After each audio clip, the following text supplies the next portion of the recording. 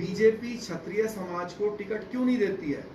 बड़े बच्चों जैसी राजनीतिक समझ है। क्यों नहीं देती है? क्योंकि बीजेपी का कोर वोट बैंक है राजपूत। तो वो किसको टिकट देती है? वो टिकट उसको देती है जो उसका वोटर नहीं है, जिससे कि कैंडिडेट जब उस समाज का होगा तो वो अपने समाज की वोट लाएगा, प्लस कोर वोट उसका 80% पार्टी की वजह से मिलेगा। तो तभी तो वो सांसद बनेगा, तभी तो विधायक बनेगा, जब 2-3 वोट बैंक जुड़ेंगे। तो ऐसे ही हम भी अपनी पार्टी बनाए, हमारा पार्टी का पूरा क्षत्रिय समाज उस पार्टी का होगा, हम कैंडिडेट जो है अन्य समाज के लोगों को बनाएंगे, और जहां पर कोई क्षत्रिय समाज का व्यक्ति जीत सकता होगा, जब आप दूसरे समाज के व्यक्तियों को विधायक सांसद बनाएंगे तो दूसरे भी तो वोटर आपके साथ जुड़ेंगे। तो किसी जगह पर जो है क्षत्रिय भी विधायक और सांसद बनेगा दूसरे समाज के वोट से, कहीं पर आप बनाओगे, कहीं पर वो आपको बनाएंगे। तो ऐसे चीजें चलती हैं, ऐसे ही पार्टी बनती है, ऐसे बीजेपी भी चलती है। और बीजेपी इसीलिए राजपूत समाज को टिकट नहीं देती है, क्योंकि वो इनको घर की मुर्गी दाल बराबर, उनको मालूम है कि ये जाएंगे कहाँ, इन पे ऑप्शन क्या है।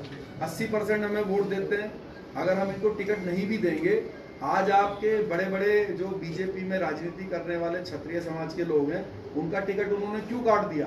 क्योंकि उनको पता है कि जो 80% राजपूत वोटर है तब भी वोट तो हमें ही देगा, वो टिकट किसको देंगे? जो उनका वोटर नहीं है।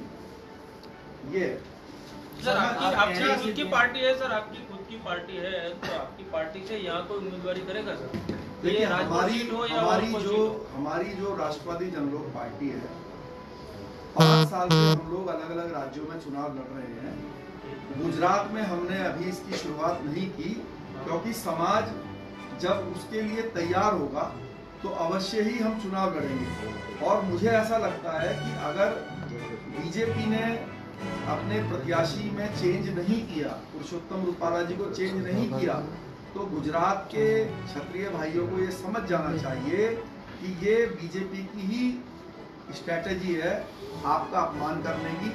और अब समय आ गया है कि हम भी अपनी पार्टी से किसी दूसरे समाज के भाई को चुनाव लड़ाएं, जिससे कि हम भाईचारा भी दिखा सकें और ये बीजेपी और जो दूसरे राजनीतिक दल हैं इनको सबक भी सिखा सकें, चाहे वो बीजेपी हो चाहे कांग्रेस हो, क्योंकि समय समय पर सभी लोगों ने हमारा अपमान जानबूझकर करते हैं।